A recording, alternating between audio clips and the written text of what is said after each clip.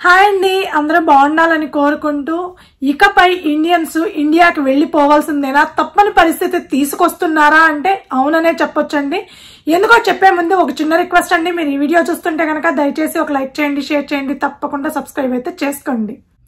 మన ఇండియన్స్ ఎవరైతే work visa మీద అమెరికాకు వచ్చి వర్క్ చేస్తున్నారో ఇకపై అది కుదరకపోవచ్చు అనిపిస్తుంది. ఎందుకంటే నేను లాస్ట్ వీడియోలో చెప్పిన H1B రీఫార్మ్ బిల్లులోనే మరొక ఇంపార్టెంట్ విషయం కూడా చెప్పడం జరిగిందండి. అదే థర్డ్ పార్టీ ప్లేస్మెంట్స్. ఈ థర్డ్ పార్టీ ప్లేస్మెంట్స్ గురించి కూడా చాలా అంటే చాలా కఠినమైన నిబంధనలు అయితే పెట్టాలి అనుకుంటున్నారు.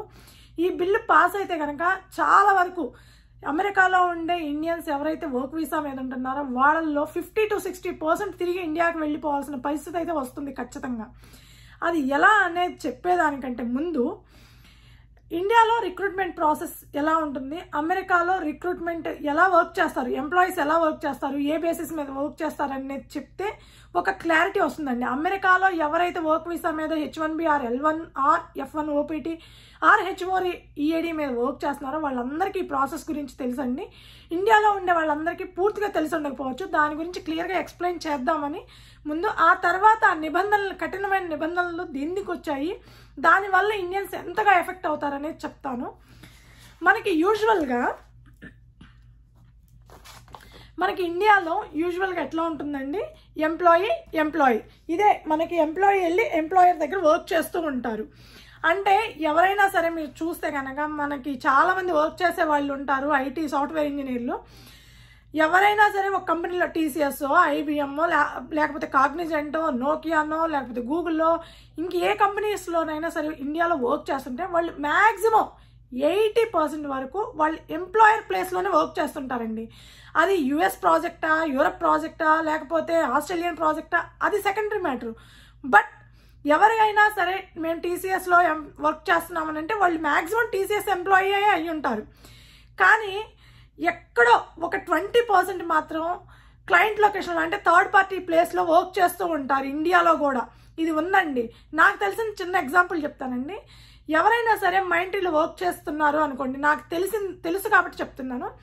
మైంట్రీ కొన్ని కంపెనీలకి ప్లేస్మెంట్ చేస్తూ ఉంటుంది. అంటే కన్సల్టింగ్ సర్వీసెస్, TCS అయినా కాగ్నిజెంట్ అయినా ఇవన్నీ చేసేది కన్సల్టింగ్ సర్వీసెస్ అయినప్పటికీ కూడా మనకి ఇండియాలో రిక్రూట్ చేసుకొని ఇండియాలోనే థర్డ్ పార్టీ ప్లేస్లో వర్క్ చేపిస్తూ ఉంటారు ఎంప్లాయీస్ చేత. సో మైంట్రీలో ఎవరన్నా కొంతమంది మీరు గమనిస్తే కనుక నోకియా ఇలాంటి కంపెనీలకు వెళ్ళి థర్డ్ పార్టీ ప్లేస్లో అంటే క్లయింట్ లొకేషన్లో వర్క్ చేస్తూ ఉంటారు కాంట్రాక్ట్ బేసిస్ మీద. అంటే మైంట్రీకి వాళ్ళు ఫుల్ టైం ఎంప్లాయీ అయినప్పటికీ నోకియాకి వాళ్ళు కాంట్రాక్ట్ బేసిస్ ఎంప్లాయీ అవుతారనమాట. ఇలా జరుగుతూ ఉంటుంది. అది చాలా రేర్ పర్సంటేజ్ అండి ఇండియాలో, కానీ అమెరికాలో అది చాలా ఎక్కువ పర్సంటేజ్ జరుగుతూ ఉంటుంది. సో అమెరికాలో ఈ employee H1B or L1 employee వెళ్ళి ఎంప్లాయర్ దగ్గర వర్క్ చేయడం అనేది వర్క్ వీసా మీద ఉండేవాళ్ళు H1B ఆర్ L1 వాళ్ళు మ్యాక్సిమం 10 to 20% ఉంటారండి. మ్యాక్సిమం, అది కూడా అంతకు మించి ఉండరు. ఇక్కడ ఎలా ఉంటుంది అని అంటే అండి, ఎంప్లాయీ ఉన్నాడు కదండి, ఈ ఎంప్లాయర్ ఇక్కడికి వెళ్తాడు ఫస్ట్ ఎంప్లాయర్. ఇది కామన్ ప్రాసెస్. కానీ ఇక్కడి నుంచి ఈ ఎంప్లాయర్ ఏం చేస్తాడు, తన ఎంప్లాయీని క్లయింట్ లొకేషన్ ఇది అండి ఎంప్లాయర్ దగ్గరికి పంపిస్తాడు. ఈ ఎంప్లాయర్ వచ్చేసి క్లయింట్ సైట్లో వర్క్ చేస్తూ ఉంటారు. ఇది అమెరికాలో ఎక్కువ percentage, employer client location. So ఎవరైనా సరే మ్యాక్సిమం అంటే ఒక 50% వరకు ఇదే బేసిస్లో వర్క్ చేస్తూ ఉంటారండి. వాళ్ళు ఏ ఎంప్లాయర్ అయితే స్పాన్సర్ చేశాడో H1B వీసాని, ఆ ఎంప్లాయర్ ప్లేస్లో వర్క్ చేసేది చాలా తక్కువ. అది దేశీ కంపెనీ అవ్వచ్చు లేదా కన్సల్టెన్సీ అవ్వచ్చు. ఎండ్ ఆఫ్ ది డే వాళ్ళు క్లయింట్ లొకేషన్కి వెళ్ళి వర్క్ చేస్తుంటారు. నాకు తెలిసిన చిన్న ఎగ్జాంపుల్ చెప్తానండి. ఇప్పుడు నేను ఒక కన్సల్టెన్సీ ద్వారా లేదంటే దేశీ కంపెనీలు జెన్పాకో లేకపోతే కాగ్నిజెంటో లేకపోతే TCS ద్వారానో నేను అమెరికాకు వచ్చాను H1B వీసా మీద. నా ఎంప్లాయర్ ఎవరు, ఈ దేశీ కంపెనీలు ఆర్ కన్సల్టెన్సీస్. బట్ నేను వర్క్ చేసేది మిషిగన్లో అయితే చాలామంది ఫోర్డ్, GM ఇలా కార్ల కంపెనీకి వర్క్ చేస్తూ ఉంటారు. లేదంటే స్టేట్ ప్రాజెక్ట్స్కి, అంటే మిషిగన్ స్టేట్ ప్రాజెక్ట్ ఉంది, లేదంటే టెక్సాస్ స్టేట్ ప్రాజెక్ట్ ఉంది, లేదంటే వాషింగ్టన్ DC స్టేట్ ప్రాజెక్ట్ ఉంది. అలాంటి ప్రాజెక్ట్స్కి వర్క్ చేస్తూ ఉంటారు.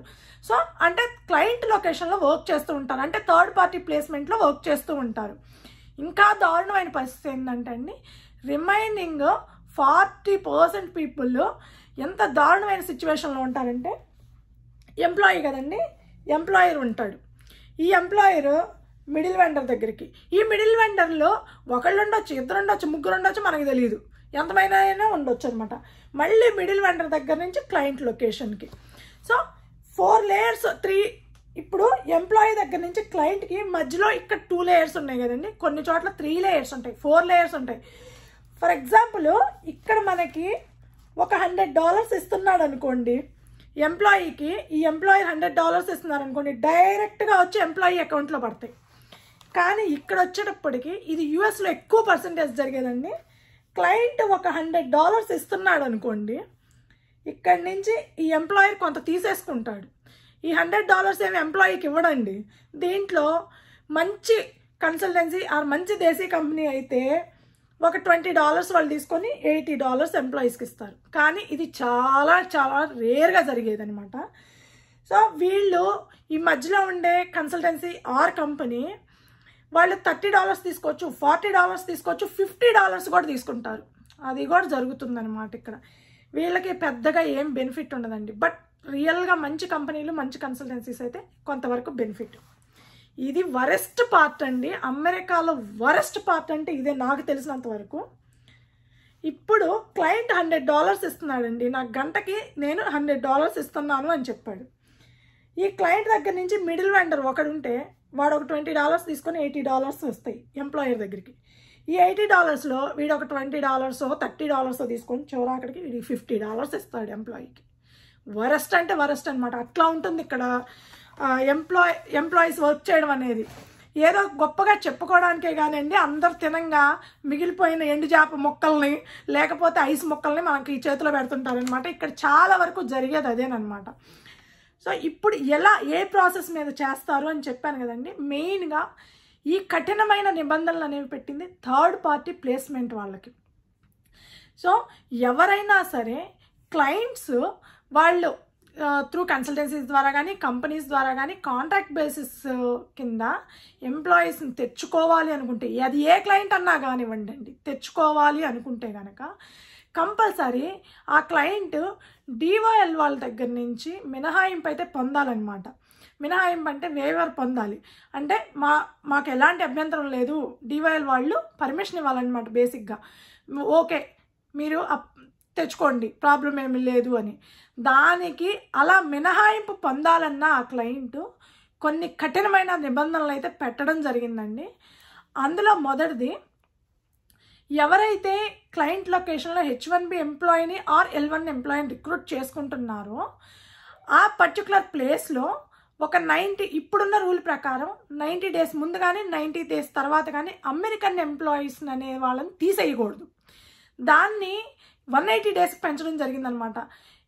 సే ఫర్ ఎగ్జాంపుల్ అండి, అక్టోబర్లో నేను ఒక H1B ఎంప్లాయీని తీసుకుంటున్నానంటే అక్టోబర్కి 6 నెలలు ముందు కానీ 6 నెలల తర్వాత కానీ అదే ప్లేస్మెంట్లో ఉన్న అమెరికన్ ఎంప్లాయీని తీసేయకూడదు. తీసేసి H1B వాళ్ళని రిక్రూట్ చేయకూడదు ఫస్ట్ది.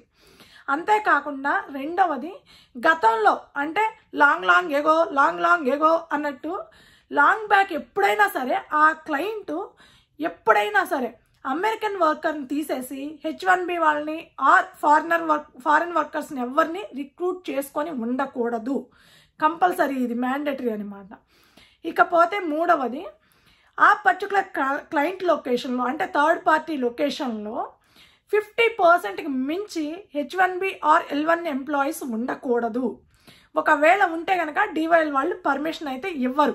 అదేవిధంగా క్లయింట్ లొకేషన్లో ఏదో మేము మాకు అవసరానికి ప్రస్తుతానికి అడ్డం పెట్టుకుంటున్నాము, మాకు ఇంతమంది ఉన్నారని చూపించుకోవాలి ఎంప్లాయీస్ అని చెప్పి H1B వాళ్ళని రిక్రూట్ చేసుకోకూడదు. నిజంగా అవసరమైతేనే ఫారిన్ వర్కర్స్ని రిక్రూట్ చేసుకోవాలి. అలాగే ఎంప్లాయీ ఎవరైనా సరే వాళ్ళ మీద కంట్రోల్ అనేది ఖచ్చితంగా ఆ ఎంప్లాయర్కి మాత్రమే ఉండాలి తప్ప థర్డ్ పార్టీ వాళ్ళకి ఉండకూడదు. ఇంకొకటి నెక్స్ట్ది ఇంపార్టెంట్ అండి, B1 వీసాని అసలు కంప్లీట్గా తొలగించాలి. అలాగే నెక్స్ట్ది IRS ఉంటుంది కదండి, IRS వాళ్ళకి ప్రతి ఫారిన్ వర్కర్ యొక్క వేజ్ డీటెయిల్స్ అనేది కంపల్సరీ సబ్మిట్ చెయ్యాలి అనేది నెక్స్ట్ కండిషన్. ఆ తర్వాత ఇంపార్టెంట్ కండిషన్ అండి, ఇప్పటి వరకు మనకి ఎంప్లాయర్ వల్ల సరిగ్గా శాలరీస్ ఇవ్వకపోయినా, వాళ్ళు సరిగ్గా మన డాక్యుమెంట్స్ సబ్మిట్ చేయకపోయినా, అంటే మనకి ఎవ్రీ మంత్ పే స్లిప్స్ సరిగ్గా ఇవ్వకపోయినా, లేకపోతే మన పే స్టెప్స్ సరిగ్గా రన్ చేయకపోయినా, మనకి శాలరీస్ సరిగ్గా ఇవ్వకపోయినా, మరి ఏ ఇతర కారణాల వల్ల అయినా సరే ఏమన్నా కాంట్రాక్ట్లు పెట్టుకున్నా, అంటే కాంట్రాక్ట్ కాదు అగ్రిమెంట్లు, అంటే కొంతమంది ఎంప్లాయర్స్ తెలివిగా 3 సంవత్సరాలకు అగ్రిమెంట్లు, 4 సంవత్సరాలకు అగ్రిమెంట్లు, అంటే ఎంప్లాయీని బంధిస్తుంటారనమాట వాళ్ళ అగ్రిమెంట్స్ ద్వారా. అలా చెయ్యకూడదు. అలా చేస్తే కనుక ఇప్పటి వరకు ఉన్న రూల్ ఏంటంటే అండి, మనకి ఎంప్లాయర్ దగ్గర నుంచి ఎంప్లాయీకి ఎలాంటి ప్రాబ్లం ఉన్నా సరే డివైఎల్ వాళ్ళకి విత్ ఇన్ 12 monthsలోనే కంప్లైంట్ ఇవ్వాలి. 12 months తర్వాత మనం కంప్లైంట్ ఇచ్చినా దాన్ని కన్సిడర్ చెయ్యరనమాట. సో దాన్ని ఆ టైం పీరియడ్ అనే దాన్ని పెంచడం జరిగింది. ఇప్పటి వరకు 12 months ఉంటే కనుక దాన్ని ఇప్పుడు 24 months చేయడం జరిగిందనమాట. ఇది నిజంగా బెస్ట్ పార్ట్ అండి. నేను కొన్ని కేసులు కూడా చూడడం జరిగిందనమాట. చాలా వరకు అమెరికాలో, ఇండియాలో ఏమనుకుంటారో నాకు తెలియదు కానండి, వీళ్ళకి అబ్బో లక్షలు చాలా వరకు ఎంప్లాయర్స్ దేశీ కన్సల్టెన్సీస్ కానీ మరీ వరస్ట్ థింగ్స్ చేస్తుంటాయండి. కొన్ని సిచ్యువేషన్స్లో ప్రాపర్గా శాలరీస్ కూడా ఇవ్వరండి. అంటే మంత్ ఆన్ మంత్ శాలరీస్ అమెరికాలో ఎవ్రీ 15 daysకి శాలరీ ఇవ్వడం జరుగుతుంది. ఆ శాలరీస్ కూడా సరిగ్గా ఇవ్వరండి. అంత దారుణంగా ఉంటుందన్నమాట.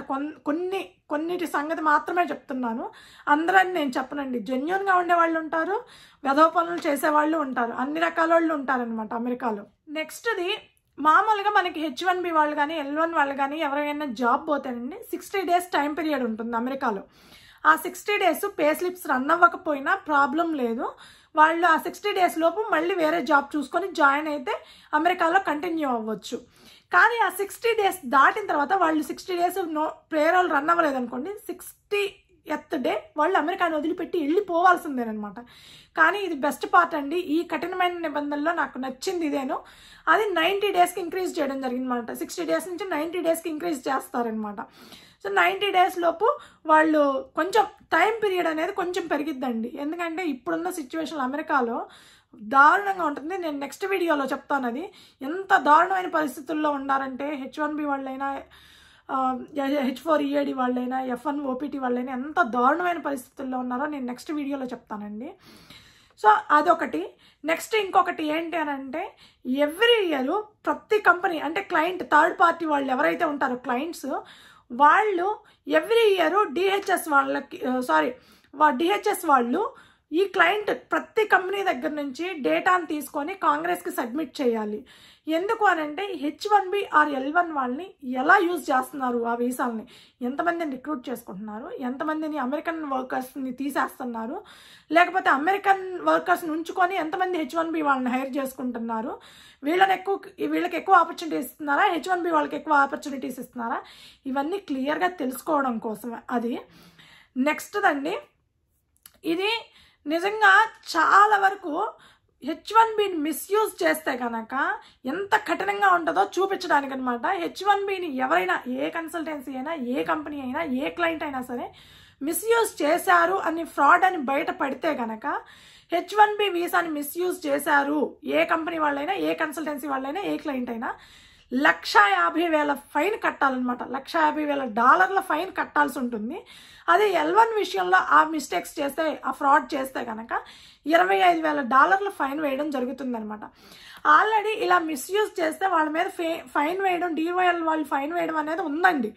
ఎంప్లాయర్స్ ఏదన్నా ఎంప్లాయీస్ని కొంచెం ఇబ్బంది పెడుతున్నా, శాలరీస్ ఇవ్వకపోయినా, ప్రాపర్గా ట్రీట్ చేయకపోయినా కూడా ఈ ఫైన్ వేయడం అనేది ఉంది. కాకపోతే అది చాలా మినిమల్ అనమాట, వాళ్ళకి చాలా అంటే చాలా తక్కువ అనమాట. ఇకపై H1B వీసాని మిస్యూజ్ చేసిన కంపెనీస్ అయినా, కన్సల్టెన్సీస్ అయినా, క్లయింట్స్ అయినా $150,000 ఒక్కళ్ళకి $150,000 ఫైన్ కట్టాల్సి వస్తుందన్నమాట. సో ఇలా చాలా అంటే చాలా థర్డ్ పార్టీకి సంబంధించి చాలా కండిషన్స్, చాలా కఠినమైన నిబంధనలు అయితే తీసుకురావాలి అనుకుంటున్నారండి. ఈ బిల్లు, రిఫార్మ్ బిల్ పాస్ అయితే కనుక చాలా వరకు ఎఫెక్ట్ అయ్యేది H1B మీద ఉండేవాళ్ళేనండి అమెరికాలో. ఎందుకు అని అంటే, ఈ third party placement first clients మాకేంటి అవసరం, DOL వాళ్ళ దగ్గర నుంచి మినహాయింపులు తీసుకోవాల్సిన అవసరం ఏంటి? First thing, every year documents మేము ఎందుకు సబ్మిట్ చేయాలి DHS వాళ్ళకి? సెకండ్ది, ఏదన్నా పొరపాటున అటో ఇటో అయ్యిందంటే $150,000 ఫైన్ కట్టాలి, మాకెందుకు ఈ రిస్క్ అనుకుంటారు.